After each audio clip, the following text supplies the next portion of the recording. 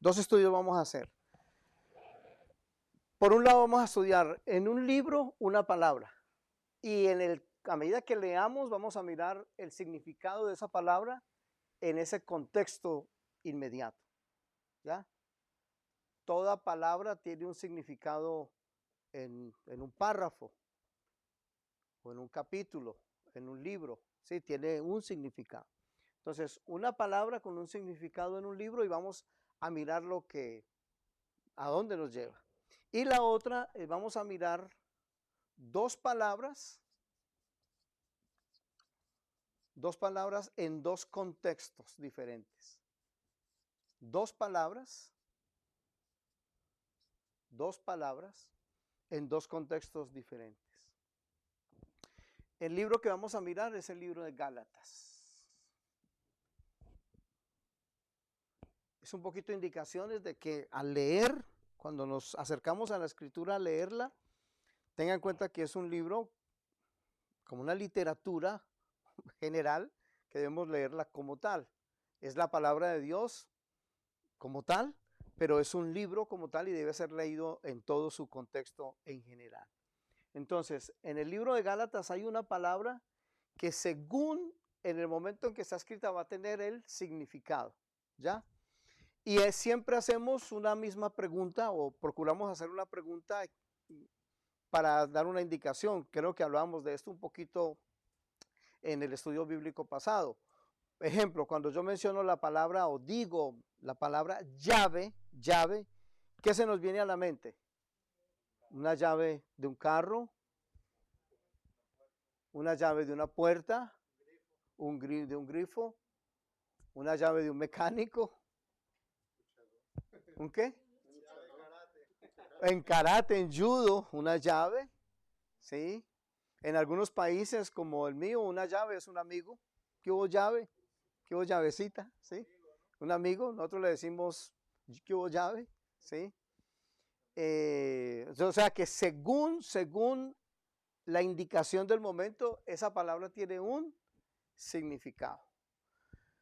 Entonces pregunto, si yo menciono la palabra crucifixión, díganme qué se nos viene a la mente al mencionar la palabra Jesús. ¿Cierto que sí? Inmediatamente asociamos la palabra crucifixión con el Señor Jesús. Es lo primero que se nos viene a la mente. Entonces, ya con eso en mente, vayamos un ratico y miremos en una palabra en un libro los diferentes significados que tiene. El libro de Gálatas. Vamos a mirar varios capítulos. Comencemos. Podríamos decir, para los que están escribiendo, hay cinco aspectos correlativos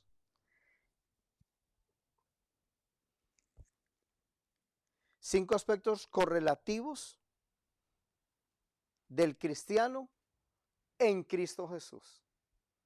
5 aspectos correlativos del cristiano en Cristo Jesús, que están en el libro de Gálatas.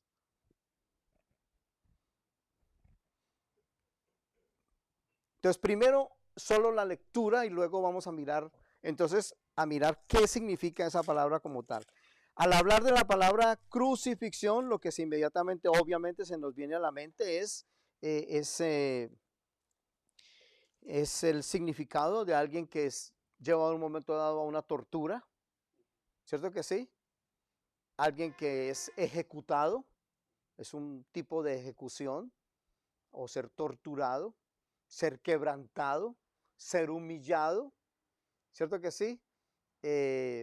Todos esos sinónimos por ese lado que indicarían la palabra crucificar o crucifixión como tal, ¿ya? Por ejemplo, el primero de ellos, vuelvo y repito, como aspecto correlativo del cristiano en Cristo. El primero es uno de los quizás el más famoso del libro de Gálatas capítulo 2, versículo 20. Solamente repito la lectura. Con Cristo estoy juntamente crucificado. Y ya no vivo yo, mas vive Cristo en mí. Y lo que ahora vivo en la carne, lo vivo en la fe del Hijo de Dios, el cual me amó y se entregó a sí mismo por mí. O sea, en Gálatas 2:20 ponga el número 1. Aparece la palabra, recuerda que es un libro y una palabra, la palabra crucificado. Eso ahí tiene un significado. Volvemos a la pregunta de ahora, ¿qué significa crucifixión? Inmediatamente la asociamos con Cristo, pero aquí está asociada a otra manera, la misma palabra. La segunda está en el capítulo 3, versículo 1. 3:1. ¿Estamos? ¿Todos? ¿Sí? Voy a pedirle el favor a nuestro hermano Carlos que nos lea 3:1, por favor. Sí. Oh, Gálatas, insensatos, ¿quién os fascinó para no obedecer a la verdad? A vosotros, ante cuyos ojos Jesucristo fue ya presentado claramente entre vosotros como crucificado. Ahí está la segunda palabra, crucificado. La tercera está en el capítulo 5.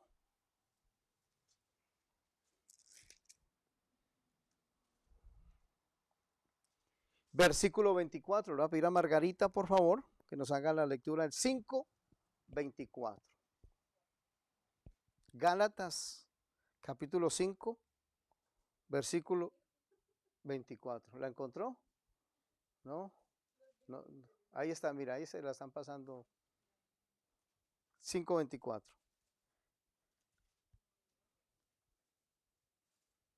Pero los que son de Cristo han crucificado la carne con sus pasiones y deseos. Ahí está. Entonces está la tercera palabra, ¿cierto que sí? Y aparece la palabra crucificado. Ok. La cuarta, capítulo 6, versículo 14. Ruth, por favor, ¿nos quiere leer? 6:14.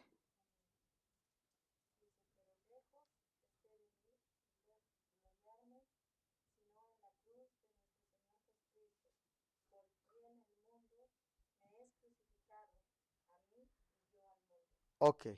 La quinta está en el mismo contexto del mismo versículo, en el mismo 6:14. En la primera es, pero lejos de mí, gloria, sino en la cruz de nuestro Señor Jesucristo. Esa es una, cruz. Y la otra está al final. Quiero, nuestro hermano Rubén, vuelve y léelo, por favor. 6:14. Pero lejos esté de mí gloriarme, sino en la cruz de nuestro Señor Jesucristo. 1. Entonces ahí está la primera vez que aparece la palabra cruz. La segunda, siga. Por quien el mundo me es crucificado a mí. Ahí está. Ahí está. Me es crucificado a mí y yo crucificado al mundo. Entonces, al leer una palabra, en este caso la palabra crucificar, crucificado, cruz, crucifixión, no siempre se refiere a la muerte de Jesús en la cruz del Calvario. No siempre se refiere a la muerte de Jesús en la cruz del Calvario. De allí que en el momento en el que hagamos la lectura, debemos tener en cuenta que esa palabra, en qué párrafo se encuentra, en qué capítulo se encuentra, en qué libro se encuentra. En nuestro caso, está en un capítulo específico cuando está hablando de ya no vivir para nosotros, sino que vivamos ahora para el Señor. Entonces comencemos por un momento a mirar nuevamente el 2:20 y el significado que tendría allí. Recuerden que estamos haciendo un estudio pequeño, no es muy largo, no se dan todos los detalles, sino que la idea es dejar con hambre para que sigamos nosotros en casa buscando o leyendo, o estudiando, mirando, y luego vamos a tener un tiempo para preguntas y respuestas. Entonces volvamos al 2:20, que es la primera vez que aparece la palabra crucificado. Repetimos, con Cristo estoy juntamente crucificado. Es decir, que por la fe participo del sacrificio de Cristo en la cruz. Esto se llama identificación. Me identifico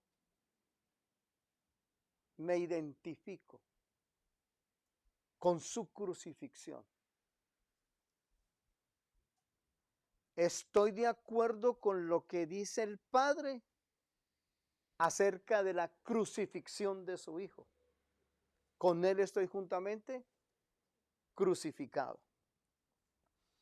Él llevó sobre el madero todos mis delitos y todas mis transgresiones. Con Cristo estoy juntamente crucificado. Imaginémonos por un momento entonces la escena, el momento, para decir me identifico pensando en su propio sufrimiento, su cuerpo desmembrado, desgarrado, lacerado, herido, maltratado, y todas las otras expresiones, magullado,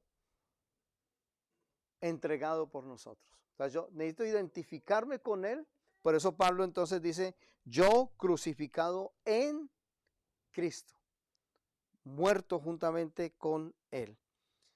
El resultado que se tiene de identificarme muriendo con Cristo es que ya no vivo yo. Ya no vivo yo es, ya no vivo para mí. Ya no vivo para mí. Vivo para el Señor. El segundo está en el 3:1.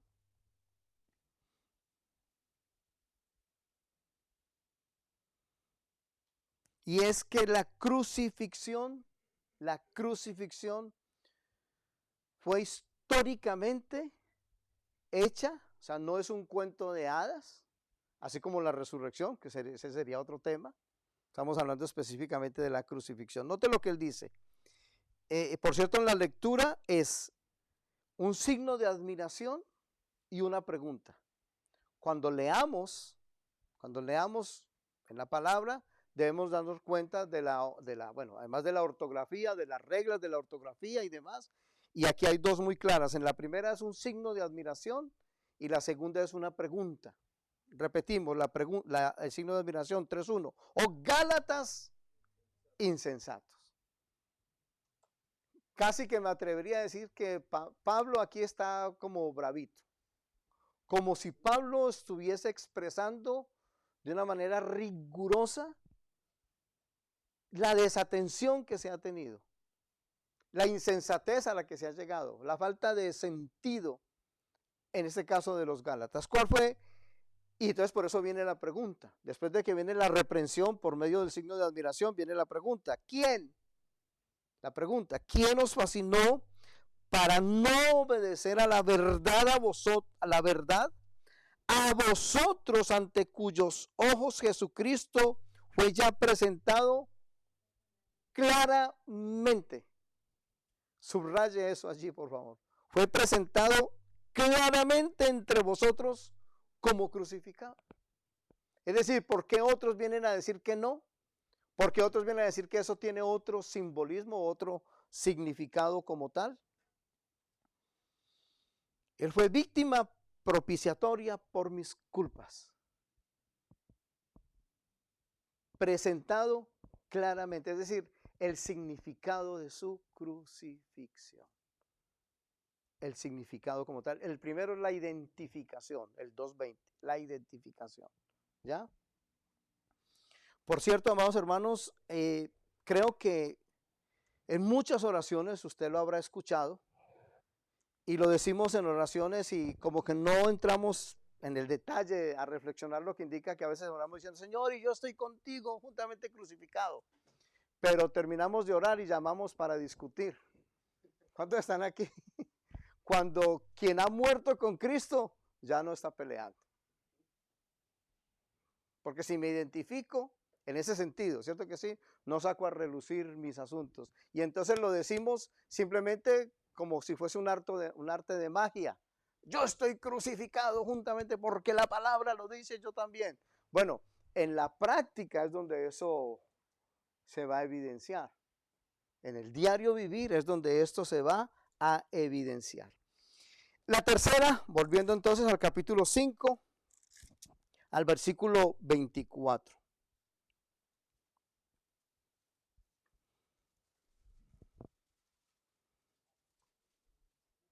Pero los que son de Cristo han crucificado la carne con sus pasiones y deseos.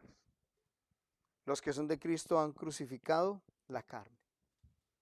En el contexto está qué significa la carne. Y está en el 5:19.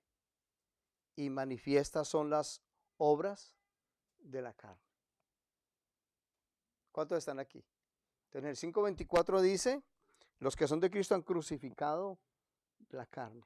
Alguien dijo que cuando venimos a Cristo, Él no nos pide una mejoría, no nos hace simplemente como cuando le pedimos a alguien que haga una mejora en nuestra alcoba, que no sé, que raspe un poquito la pintura, que venga y le eche ahí encima, eso está como feo, tírela, hay otro color que eso queda tapado. No, eso ahí cámbialo por cualquier otra cosa, no. Eso no es, lo que hace el Señor con nosotros no es una mejoría, Él lo que hace es que nos mata para darnos vida. Sí, tenemos que es que morir. Entonces cuando Pablo dice a los Gálatas, los que son de Cristo han crucificado la carne, es decir, ya no viven para sí, y dice en el 5:19 cuáles son las obras de la carne, para ponerlo en contraste con el fruto del Espíritu. Que recordemos rápidamente que no son los frutos del Espíritu, sino el fruto del Espíritu. Es un fruto con 9 manifestaciones. En este caso, las obras de la carne, ¿cuáles son? 5:19, adulterio, fornicación, inmundicia, lascivia, idolatría, hechicerías, enemistades, pleitos, celos, iras, contiendas, disensiones, herejías, envidias, homicidios, borracheras, orgías y cosas semejantes a estas. O sea que la lista continúa, etcétera, ¿cierto que sí? Y cosas semejantes a estas hay otras cosas que son de la carne. Y dice el 5:24 que hay que crucificar en los que están en Cristo, han crucificado la carne con sus pasiones y deseos. Cantidad de cosas semejantes, ¿sí? Cuando uno se pone a mirar la lista de la que está aquí, ¿qué le faltaría a esta lista tan cruel, tan fuerte? Le faltaría, no sé si está el robo, por ejemplo. ¿Sí? Pleitos, sí, robo, ajá. ¿Qué otra cosa podríamos agregarle? Habladurías. ¿Hacer qué? Drogarse, sí, drogarse. Eso estaría como del contexto de las borracheras, sí, drogarse. Y cosas semejantes a estas, sí, como esa. Permítame darles un ejemplo. Cuando en los 10 mandamientos habla de no codiciarás, ¿cierto que sí? O sea, hay unos límites y otros mandamientos que están por allá en la Torá, donde dice que no cambiarás los linderos de tu vecino. Sí, hay un mandamiento que dice no cambiarás los linderos de tu vecino. Alguien decía, para ir a la práctica, por ejemplo, usted tiene un terreno, el otro vecino tiene un terreno, la otra vecina tiene un terreno y siempre hay problemas de vecindad allá en los terrenos, que ese metro va por esa curva, que si coge el río, que no coge el río. ¿Les ha pasado? ¿Han escuchado de esto? Los linderos, no, es que yo compré la finca y eran 80 metros por 60 y ahora tiene 75 por tal, etcétera. ¿Sí? Yo tuve una experiencia en Colombia en una situación muy específica, se nos robaron casi 2 metros en una construcción y para no entrar en mucha disputa, no peleamos sino la mitad, para que decir, bueno, robes esa otra mitad, pero páguenos la otra mitad. Bueno, ahora, entonces alguien dijo, entonces, ¿cómo aplico ese no cruzarás los linderos hoy? Por ejemplo, robar la identidad o el PIN, los datos. Si yo robo los datos, eso tiene situaciones de ley, tanto civiles como penales en un momento determinado. O sea, el texto del Antiguo Testamento, cuidarás o no traspasarás los linderos, si lo aplicáramos hoy, además de la parte terrenal, pues tiene que ver con este tipo de cosas donde se entra al internet del otro, ¿sí? Se le roba identidad, se le roba información, entonces también se está cruzando el lindero. Se está cruzando el lindero, se está yendo más allá. ¿Me permiten contarles una pequeña anécdota de un vecino que le estaba alegando a otro, que le decía, ¿acaso pues usted no es mi amigo y usted no es mi vecino? ¿Acaso pues no somos compañeros del barrio? ¿Y usted por qué me trata así? Y el otro decía, ¿usted ¿Cómo así? Pero él estaba bravo haciéndole reclamo. Dijo, sí, no, ¿acaso? Y él le decía, yo no sé de qué me está hablando. Dijo, ¿usted de qué me está hablando? Dijo, sí, porque usted cambió el PIN number y no me lo ha dado. Usted cambió el Wi-Fi, cambió el password y no me lo ha dado. Muy bien. Volvamos al 5:24. Los que son de Cristo han crucificado la carne con sus pasiones y deseos. Entonces, en este caso, crucificar la carne, en el contexto leído completo, que va del 19 al 21, nos dice cuáles son esas obras de la carne. ¿Estamos? Volvemos a la pregunta inicial. La palabra crucifixión, ¿con qué la asociamos? Solamente con la muerte de Jesús, pero tiene otras connotaciones, tiene otras explicaciones en este caso. Vamos para la número 4. El mundo crucificado para mí.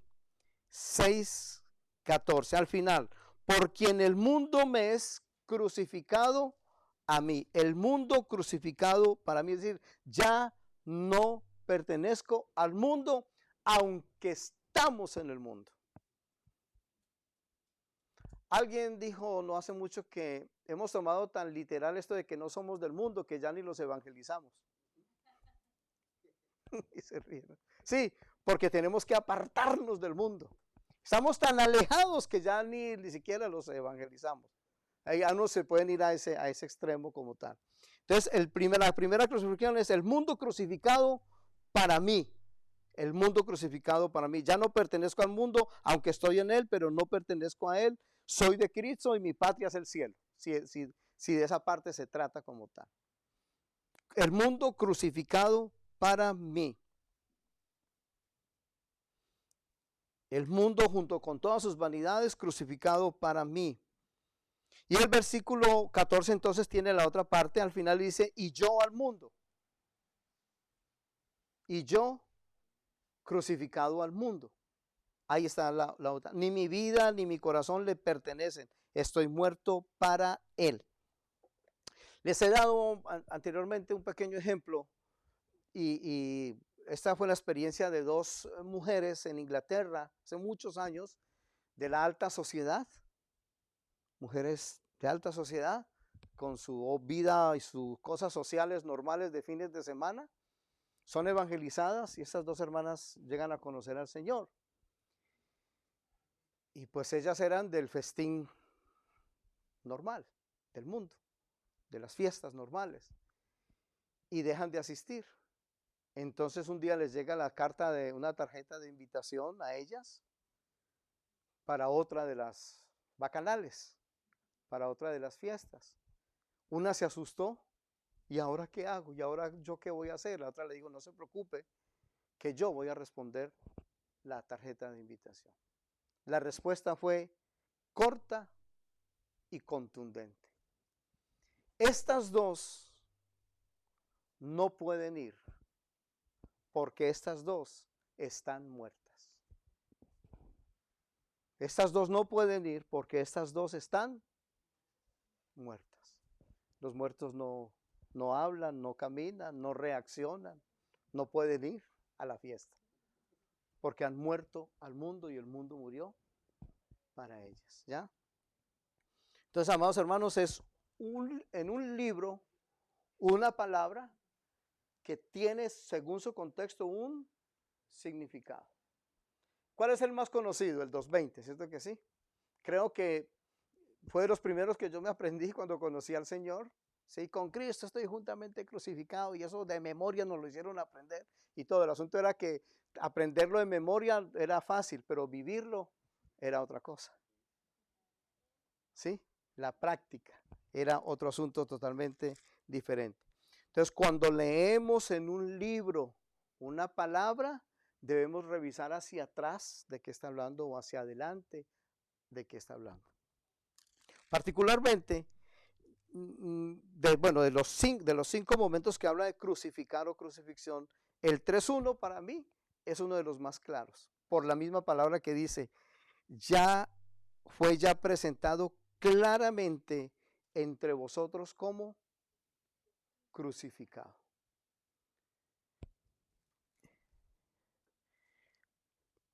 Hay un libro que se llama Evidencia que exige un veredicto, de Josh McDowell. Y él tiene una sección que tiene que ver con la vida del Señor y con este aspecto específico de la muerte del Señor.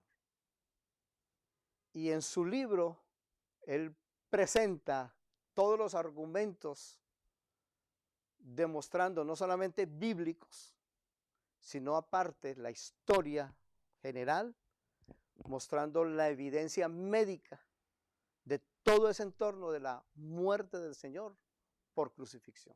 Es decir, Él murió claramente, no solamente con significado claro, que sería para nosotros la parte espiritual, digámoslo así, pero amados hermanos, toda la parte histórica, médica, de comprobación de todo ese momento de la escena de la muerte del Señor en la cruz del Calvario.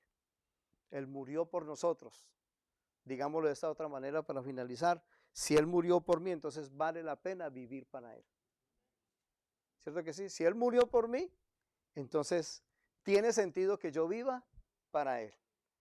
En la identificación, en la claridad del hecho de su muerte, de morir a lo que nos aparta de Él, ¿sí? Hay cosas en que hay momentos hay que decir no, que es la mejor forma de dar una muerte, de decir esto no va más.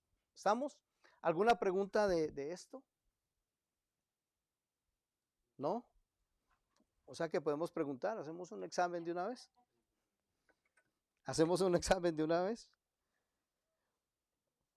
Muy bien.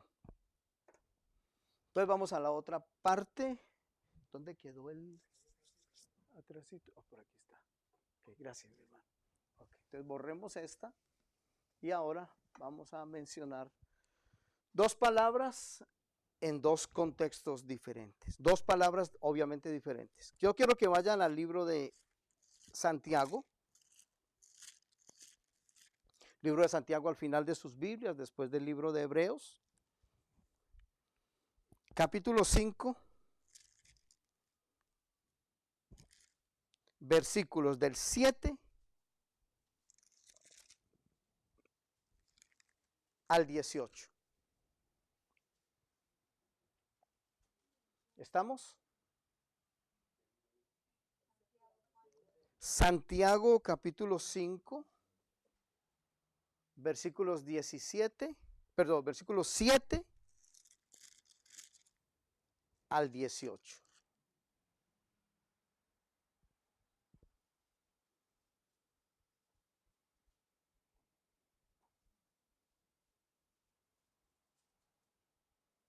¿Estamos? Miren lo que vamos a hacer. Vamos a dividir entonces estas en dos secciones. La primera sección de la primera palabra está en los versículos 7 al 11. 7 al 11. 5 del 7 al 11. La otra palabra está del 13 al 18. El contexto completo son del capítulo 5, versículos 7 al 18, pero son dos partes. La primera parte es versículos 7 al 11 y la segunda es 13 al 18. ¿Estamos? ¿Qué vamos a hacer? Antes de yo traerlo aquí al tablero y escribirlo, tomémonos 5 minuticos para leerlo. Y palabra que encuentre repetida, por favor, subráyela. Primero coja el texto del 7 al 11, va a haber una palabra para subrayar que va a estar repetida, y luego del 13 al 18 va a haber otra palabra. Tomémonos con cronómetro en mano, 5 minuticos, yo creo que es más que suficiente, aunque no haya afán. ¿Listos? Por lo menos para la primera, 5 minutos entonces, para la primera, que va a haber versículos del 7 al 11. Ahí hay una palabra que está repetida. 5 minuticos para esa primera. Yo subrayé una palabra, es posible que usted encuentre dos. Sí, ok, es posible que usted encuentre una palabra varias veces, otra palabra varias veces, solamente inicialmente los versículos del 7 al 10. Inicialmente solamente versículos del 7 al 10. inclusive repito, de ese 7 al 10 podrían haber en un momento dado hasta 2 palabras. Quizás alguien puede encontrar 3. Cuando ya termine la lectura, simplemente me levanta la mano para yo saber que usted ya ha ido terminando. 1, 2, 3, 4. ¿Y ya encontraron la palabra? Sí, 5, 6, ya, ok. ¿Ya terminaron todos? No. Repito, inicialmente solamente versículos del 7 al 11. ¿Ya terminó también? ¿Ya terminó también? Ya me faltan nomás 2. Ya 2, me falta 1 nomás.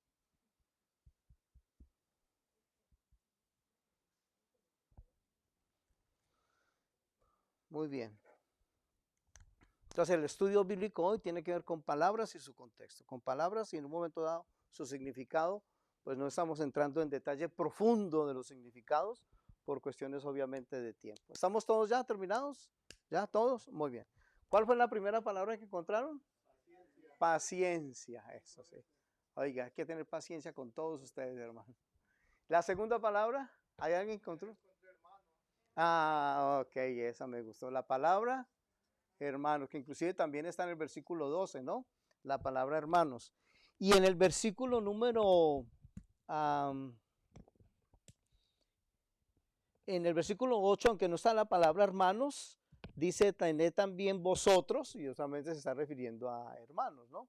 Tened, uno podríamos decir también vosotros hermanos, si fuese otra palabra. O sea, ¿cuántas palabras? 2 palabras en 4 versículos, ¿sí? ¿Estamos? Vamos a mirar la otra con despacio. Está entonces de los versículos 13 al 18.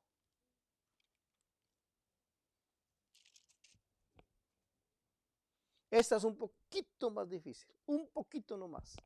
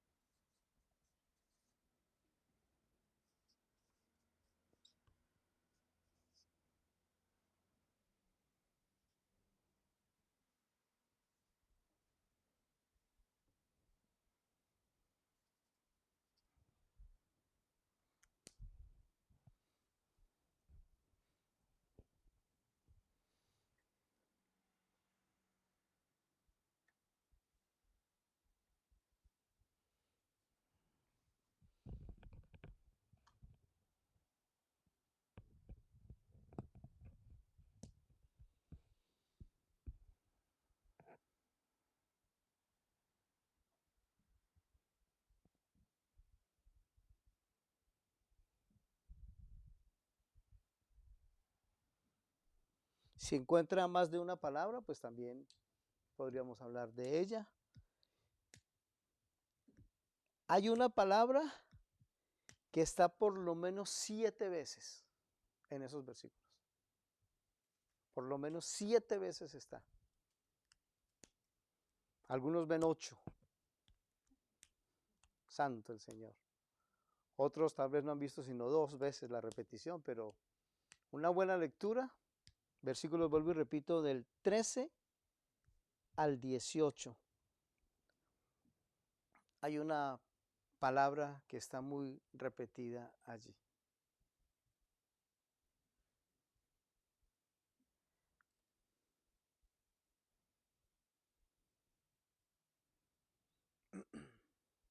Cuando haya terminado la lectura, simplemente me levanta la mano y ya sé que vamos así, que el tiempo va corriendo. Estamos, 1 ya terminó, 2, 3, 4, 5, 6, ya, levántela bien para yo estar seguro si la 6, sí. Aquí lo que no le vamos a preguntar, solamente si terminó la 6, 7, 8, creo que me falta 1, 2 nomás. Ya, me falta 1 nomás, porque levante la mano. Ya, listos, entonces, ok. Entonces, ¿cuál es la palabra que encontramos allí? Oración. La palabra algunas. Ah, bueno. Alguno. ¿Enfermo cuántas veces? Señor. Sí, oración, oró. Oración, oró, la oración, orar.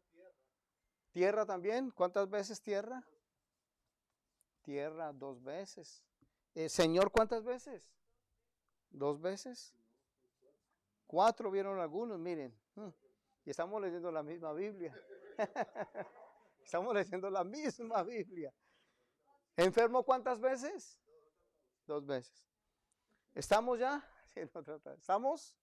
Ok. Entonces, ¿cuántas veces aparece la palabra oración que sea más o menos como que haga oración, que oren por él, la oración de fe, oren unos por otros, orar fervientemente, orar de nuevo, la oración eficaz? ¿Cuántas veces aparece? ¿Cuántas veces? 7. ¿Estamos? 7 veces aparece la palabra oración. Yo quiero borrar esto porque voy a escribir algo más acá. ¿Estamos claros hasta acá, no? Bueno, entonces déjenme, yo borro aquí y me voy a la parte ahora de arriba porque me voy a quedar con la palabra más repetida.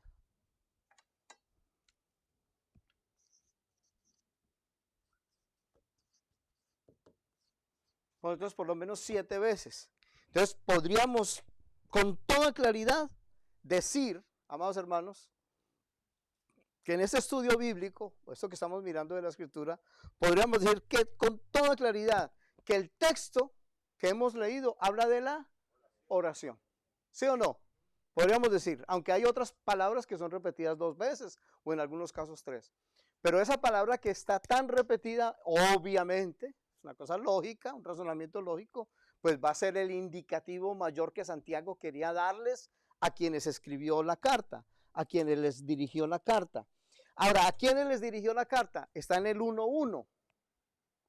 En el 1:1.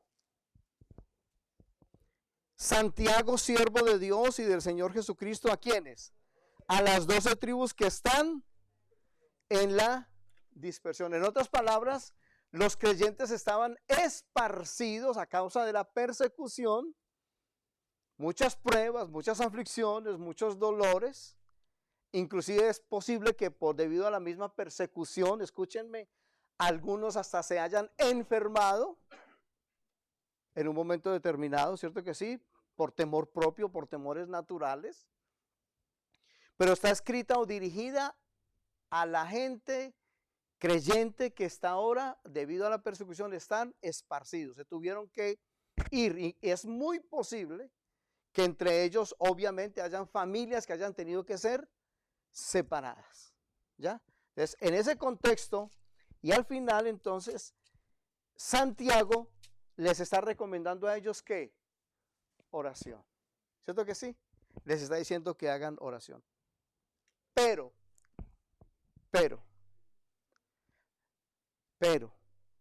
la mayoría de personas cuando leen este texto no se fijan en la oración como lo principal, orar, sino que se han pegado de una partecita nomás y han hecho de eso casi que, bueno, en algunos casos han hecho inclusive un negocio.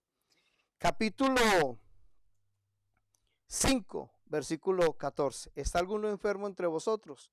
Llame a los ancianos de la iglesia y oren por él, ungiéndole con aceite. Entonces, normalmente la gente pregunta, ¿y me van a poner aceite? La gente no pregunta si han orado, si hemos orado, si estamos orando, si vamos a seguir orando. ¿Por qué? Porque se ha centrado en general, que entonces hay ciertos aceites que tienen como cierto poder, aceites que tendrían como cierto secretico, que si es echado o si es puesto, pues va a traer algo. Ustedes ya saben que hay lugares entonces donde le venden el aceite de la unción y se toman del 5:14, cuando lo más importante del texto que hemos leído no es ni el aceite ni la unción, pero son importantes, pero no es eso lo más importante es que la oración. Entonces venden el aceite y si es traído de Israel, mucho más todavía. Sí, será que, yo no sé si es que en su ciudad o en su país hay un barrio que llame Israel, entonces será traído de allá. Recordemos entonces que se hace más importante cierto tipo de aceite. Entonces surge la pregunta, ¿qué aceite? ¿Hay uno mejor que otro? Hoy no podríamos decir que no hay ningún aceite que traiga cierta unción que si yo me lo aplico en tal sitio me va a aliviar. No, había ciertas creencias orientales y en ciertas culturas orientales donde la aplicación del aceite en ciertos casos podía traer beneficio. Y todos sabemos que en un momento dado, en situaciones musculares o de huesos o demás, podría servir. Pero ese no es el punto. Ese no es el punto de lo que está hablando, no está hablando de ese aceite como tal. Recordemos que el aceite es una sustancia grasa de origen o mineral, vegetal o animal. En general, el aceite es una sustancia grasa de origen mineral, vegetal o animal, que obviamente es insoluble en el agua, es menos densa que el agua, de allí la famosa frase que el agua y el aceite no se mezclan, ¿sí? De allí que esas dos cosas no se mezclan. Entonces, cuando usted encuentra hoy por hoy ciertos grupos sectarios, en un momento dado religiosos, donde le dan más énfasis a ciertas prácticas, están tirando por el piso los contextos de la escritura. Están tirando por el piso los significados. Porque creo que ya con la lectura que hicimos nos queda claro que es la oración. Y ahorita vamos a hablar en qué momentos la oración como tal. Pero me voy a detener aquí en esto del aceite, vuelvo y repito, porque es la pregunta. Entonces, ¿qué aceite es lo que hay que echar hoy? Y la otra pregunta, ¿y en qué cantidad? Acabo de ver, y creo que lo mencioné hace poco, de un lugar donde era aceite por litros. Eso era a borbotones, galones, y echándole en plena iglesia, en pleno culto, el pastor o el predicador, no sé quién, o alguien ahí, y eso le derramaba, era, pero, y otro, porque a más aceite, más unción. Nada tiene que ver con el texto. Porque hoy por hoy no hay ningún aceite que pueda traer cierto tipo milagrero o milagroso, porque eso sería ya entrar a jugar un poquito con idolatría, ¿cierto que sí? Eso tiene connotaciones idolátricas, casi de talismán, ¿sí? Entonces ya le venden a usted el aceite y si están con palabras hebreas ese aceite, pues no dicen, no, no, no. Hace muchos años escuchaba que el aceite para el nuevo creyente pudiera tener, si el Señor lo permite, y aquí está una palabra clave en todo eso, la palabra soberanía con respecto a las enfermedades o a las sanidades. En algunos casos muy eventuales en el nuevo creyente, decir, vamos a orar con usted y vamos a ungirle con aceite, pudiera provocar en él algo, solo si el Espíritu Santo es el que lo hace. Pero ya usted como creyente en el Señor de hace muchos años, o de hace un tiempo, usted no puede estar pensando que el aceitico, que es cierto tipo de aceite, porque volvemos a decir, ¿cuál aceite? ¿Mineral? ¿Vegetal? ¿Animal? ¿Y en qué cantidad? ¿Traído de dónde? ¿Y cómo así? ¿Y por qué tan caro? ¿Por qué? Inclusive yo recuerdo que en tiempo pasado, hace muchos años atrás, pues no había con qué comprar aceite como finito, sí, aceite casi que orgánico. Entonces llevaban a la iglesia hasta aceite de la casa, aceite, ¿sí? Y en algunos casos hasta aceite mecánico, ¿sí? Poquitos aceiticos porque es aceite, no importa, es aceite. No, si fuéramos a mirar el significado del aceite, su simbolismo y lo que representó, ojo con la palabra, representó pasado en el Antiguo Testamento, es otra cosa. Entonces tendríamos que mirar el significado de aceite para unción en el Antiguo Testamento. Si hay algo en el Nuevo Testamento que nos hable de aceite para ungir y qué significado tendría hoy. En el Antiguo Testamento, por ejemplo, el aceite era para hacer público el oficio, en un caso dado, de sacerdote o de rey. no se le derramaba aceite para que fuera sacerdote, ni se le ungía con aceite para que fuera rey, sino que se le ungía con aceite porque ya era sacerdote o ya era rey. Es decir, ya había sido llamado por el Señor. El aceite no era para llamarlo, sino que el aceite era para confirmarlo. ¿Me hago entender? ¿El aceite era para qué? No les traigan aceite para ponerlo como pastor. No. Si tiene el llamado, es otra cosa diferente. ¿Me hago entender, amados hermanos? Porque desafortunadamente, vuelvo y repito, desafortunadamente, por mirar los contextos a la ligera, entonces se le hace más énfasis al aceite. Y vuelvo y pregunto entonces, ¿cuál aceite y en qué cantidad y de qué manera se pone ahora? Si la unción tiene que ver, ojo, repito, con el llamamiento y la separación para un oficio, entonces en este contexto tiene que ver, ungirle con aceite es porque hay un propósito a través de ese momento de enfermedad que está viviendo. Si usted está conmigo, lo dice otra vez el versículo 14. ¿Está alguno enfermo entre vosotros? Llame a los ancianos de la iglesia. Lo primero, entonces, no es que el anciano los llama a los demás para orar. Está enfermo, venga, yo oro. No, es el enfermo le dice al anciano. Si vamos a las condiciones bíblicas, ¿no?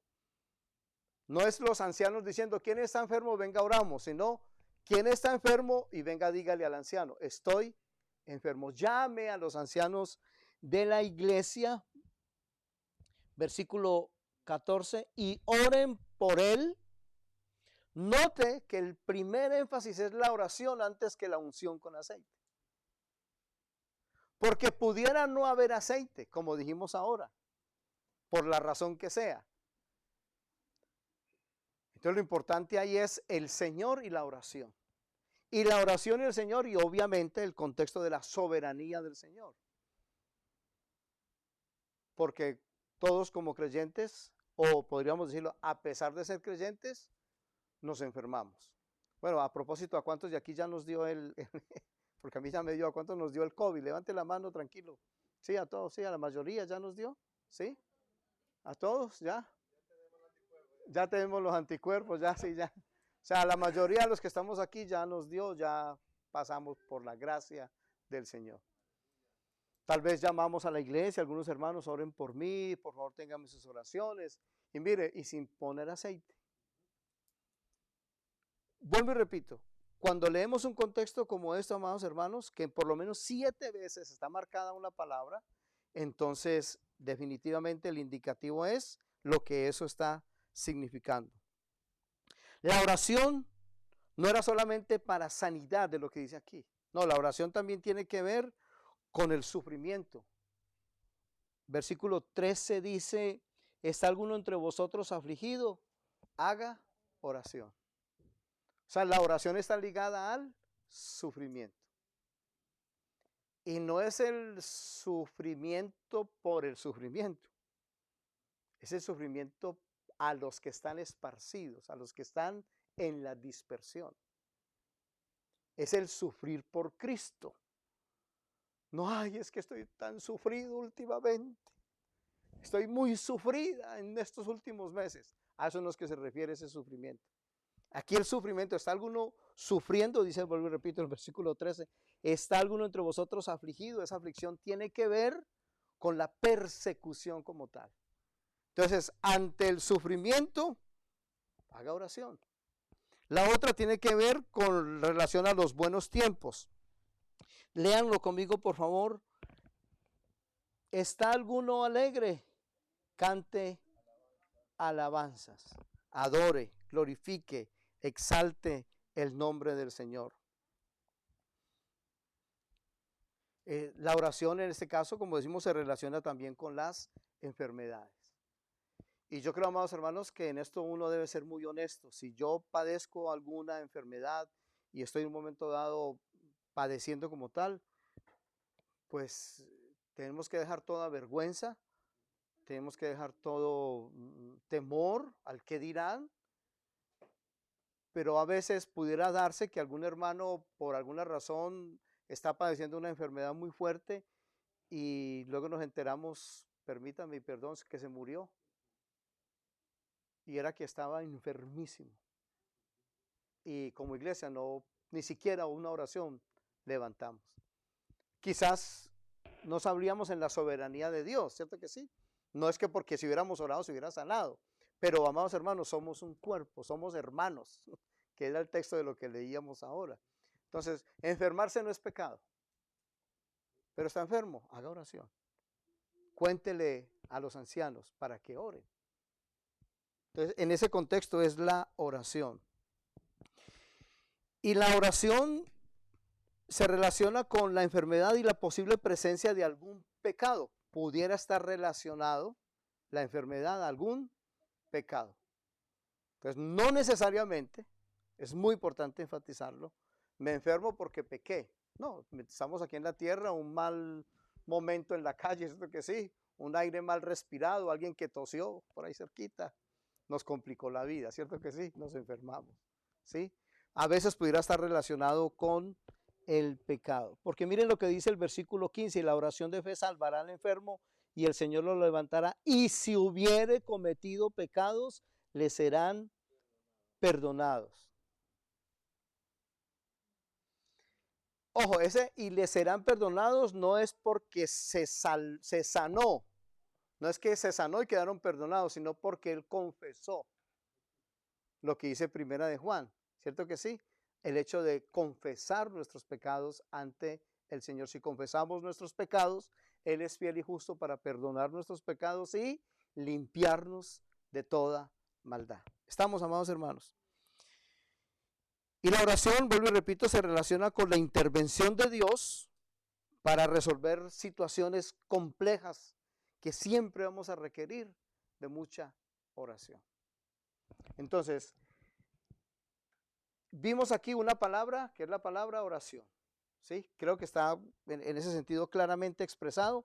Y vuelvo y repito, amados hermanos, si usted no las subrayó completa, por favor, subráyelas. Si usted no las tiene las 7, vamos a hacerlo entre todos aquí. O todos tenemos las 7. A ver, levante la mano el que no tiene las 7. No, no importa, no, por eso no es pecado no tenerlas. ¿Estamos? ¿Todos la tienen? ¿Sí? ¿Alicia tiene las 7? ¿Sí? ¿Todos? ¿Sí? ¿Estamos claros? Por lo menos 7 veces de los versículos 13 al 18. Déjenme que quizás tenga algo más que hablar aquí de la unción y del aceite. Recordemos rápidamente. En el Antiguo Testamento, por ejemplo, había un aceite especial en Éxodo capítulo 30, versículo 29, donde hablaba de un aceite para la consagración de Aarón y de sus hijos. Entonces ese aceite ya cumplió su función. ¿Era para quién? Para Aarón y sus hijos y sus descendientes. Ya ahorita no puede decir, no, ¿por dónde está Aarón? Ya no hay ningún Aarón. Ya no tenemos sumos sacerdotes terrenales. Ya el Señor es el Mesías, Él es el ungido del Señor, el ungido de Dios, el ungido del Padre. Entonces, cuando vemos aceite en el Antiguo Testamento, recuerde, eso ya pasó, tuvo su momento. Por cierto, de este aceite del que habla Éxodo capítulo número 30, versículo 29, dice que no se podía componer uno igual a ese. No se podía componer uno igual ni para olerlo, ni para sentirlo, y mucho menos para negociarlo, mucho menos para venderlo. Que vuelvo y repito, como inicié la conversación, este tiempo hoy, desafortunadamente hoy nos venden aceite. ¿Estamos? Entonces, especialmente era para qué el aceite, para ungir a sacerdotes y a reyes que ya habían sido llamados, que ya Dios los había llamado para eso. Entonces ahora úngeme. Recordemos el caso de Saúl y David. Llamé a Saúl, úngelo Samuel. Llamé a David, Samuel, vaya ahí, también llévele la unción. Por ejemplo, en el Salmo 23, 5, ¿qué dice hablando del aceite? En un texto, un capítulo conocido, el Salmo 23. ¿Qué dice el versículo 5? Unges mi cabeza con aceite. Unges mi cabeza con aceite. Entonces, obviamente no está hablando del aceite de Santiago 5:14. obviamente no está hablando de ese. El unges mi cabeza con aceite, recordemos, los del campo, los que trabajan con ganado, en este caso ovejuno. Entonces la oveja, para que los animalitos, los bichos no le penetren por las orejas y por las narices, se les ponía aceitico y de esa manera protegía su cabeza, para que los animalitos no lo afectaran. Y muchas veces animalitos, o en este caso ovejas, llegaban a morir, se desvariaban en el viaje, porque animales habían entrado por su nariz o por sus orejas, porque el pastor no les había puesto aceite. ¿Sí? Unges mi cabeza con aceite, me habla a mí de la cobertura del Señor, de la protección del Señor. ¿Ya? Y citemos un texto que está, vayan conmigo por favor, al primer libro de Juan, capítulo número 5.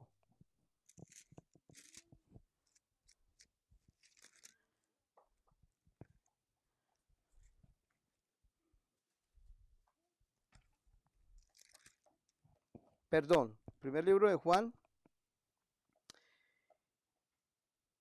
capítulo número 2.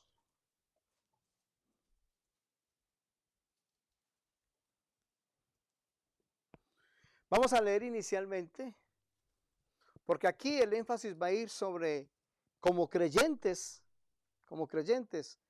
lo que significa ahora para nosotros la unción del Señor, el haber sido separados como para Él. 2:18. Hijitos, están conmigo, ¿no? Primer libro de Juan, o primera carta de Juan, capítulo 2, versículo 18. 2:18. Hijitos, ya es el último tiempo, y según vosotros oísteis que el anticristo viene, así ahora han surgido muchos anticristos. Por esto conocemos que es el último tiempo. Salieron de nosotros, pero no eran de nosotros, porque si hubiesen sido de nosotros, habrían permanecido con nosotros.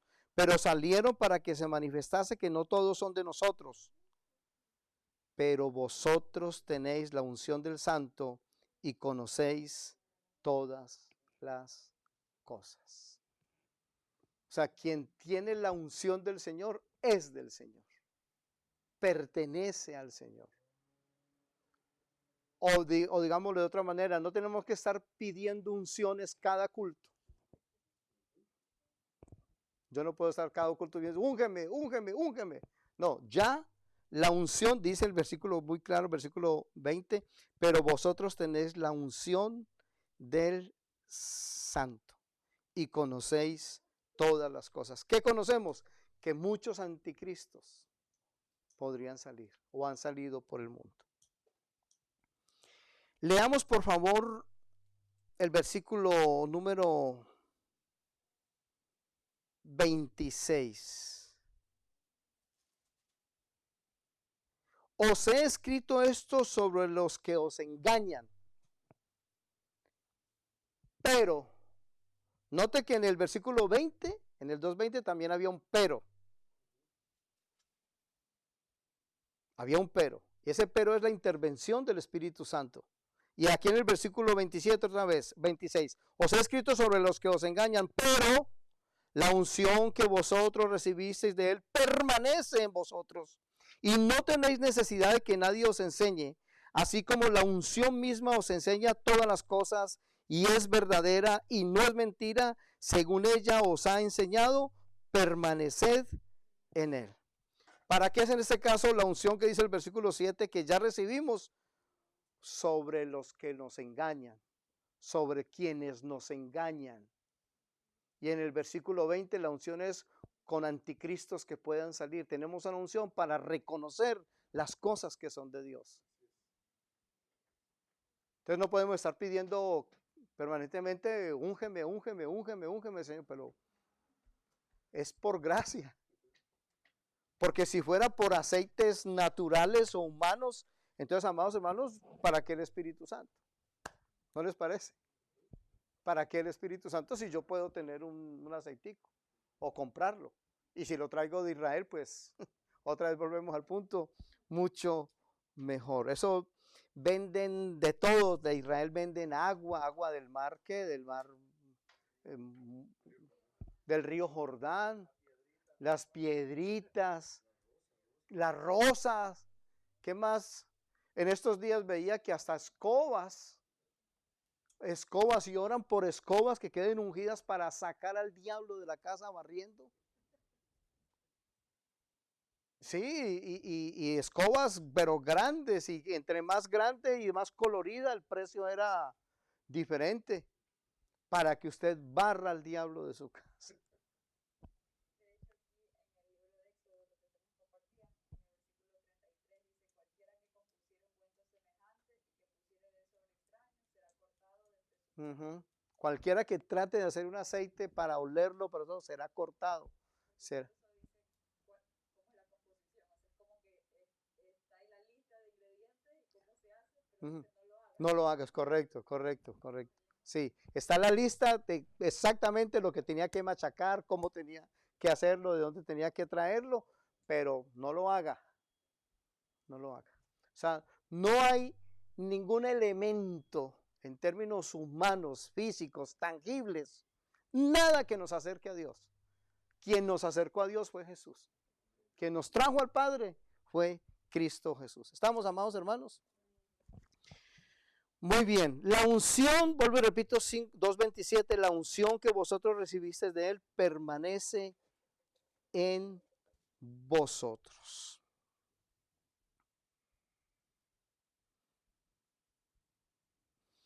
Cuando hablamos de ungir al enfermo, vuelvo y repito, amados hermanos, tiene la connotación o el simbolismo que estamos diciendo, Señor, esta persona te la dedicamos a ti, te la entregamos a ti por su condición de enfermo. Si Él pide, si Él pide. Pero si no hay aceite, lo importante no es el aceite. Eso no es lo importante. Lo importante es la oración. Entonces, amados hermanos, recordemos en el contexto, volviendo a Santiago, y con esto estamos concluyendo. Capítulo 5, ahora el versículo 17. Y hay un ejemplo de una persona específica, Elías. Dice, era un hombre sujeto a pasiones semejantes a las nuestras, y oró fervientemente para que no lloviese, y no llovió sobre la tierra por 3 años y 6 meses. Y otra vez oró, y el cielo dio lluvia, y la tierra produjo su fruto. Entonces hay un ejemplo de una persona que está orando.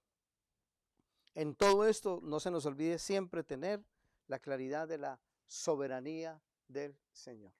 Los creyentes se pueden enfermar o nos podemos enfermar y nos podemos morir también.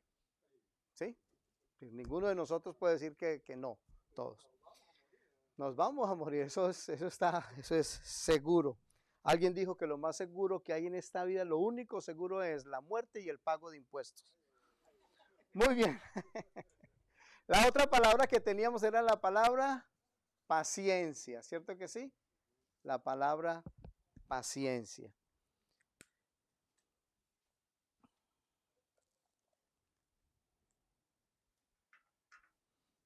La palabra paciencia significa perseverar bajo el peso de circunstancias adversas. Perseverancia en medio de circunstancias adversas.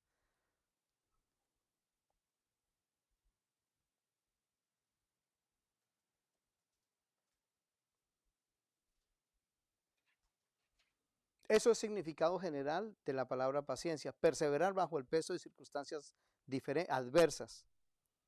Pero en el contexto de Santiago, la palabra paciencia es mostrarse longánime con personas que ponen a prueba nuestra paciencia. Es decir, mostrarnos equilibrados en medio de personas que nos hacen decir, vamos a ver usted, casi que es como quien dice, vamos a ver usted de qué está hecho. De personas que nos prueban, sin querer queriendo, como decía cierto personaje por ahí. ¿Sí? De cierto personaje. En ese contexto es que Santiago la usa. Es mostrarse longánime con personas que ponen a prueba nuestra misma paciencia. En ese contexto es que la usa Santiago, mostrarnos pacientes. Entonces, en el 5:7, volviendo a Santiago 5:7, tened paciencia con respecto a la venida del Señor. A veces hacemos oraciones, Señor, ¿por qué no vienes pronto? ¿Por qué no vienes ya? No, Hay que esperar porque nosotros no sabemos ni el día ni la hora. Esto es un asunto que pertenece solamente al Señor. Y pone un ejemplo, la tierra que labra, la tierra del labrador, el hombre sabe que hay que esperar, planta la semilla y hay que esperar. Y eso se llama tener ¿qué? Paciencia. Va a venir el sol, va a venir la lluvia. Por cierto, van a venir los animales, ¿cierto que sí? A querer sacar la tierra, el fruto, se quieren comer allá la misma raíz para dañar absolutamente todo el sembrado o el sembradío. En ese contexto se dice hay que tener paciencia. Y la otra, en el versículo 8, tened paciencia y afirmad vuestros corazones porque la venida del Señor está cerca. Otra vez, paciencia respecto a la venida. Y el versículo 10, hermanos míos, tomad como ejemplo de aflicción y de paciencia a los profetas que hablaron en el nombre del Señor. Y aquí tenemos, pues, bienaventurados a los que sufren, y pone el ejemplo de Job. Entonces, para paciencia, ¿quién fue el ejemplo? Job. ¿Y quién fue la personaje para la oración? Elías. De ambos nos dio el ejemplo de alguien. Nos puso, tal es el ejemplo, tal es el modelo. En ese sentido, amados hermanos, leemos los textos, las palabras, para poder entender los significados como tal. ¿Alguna pregunta de acá? Ninguna, o sea que sí podemos hacer el examen, podemos preguntar tranquilamente. Muy bien, amados hermanos, vamos a darle gracias al Señor por este tiempo. Vamos a orar un momento. Vamos a darle gracias.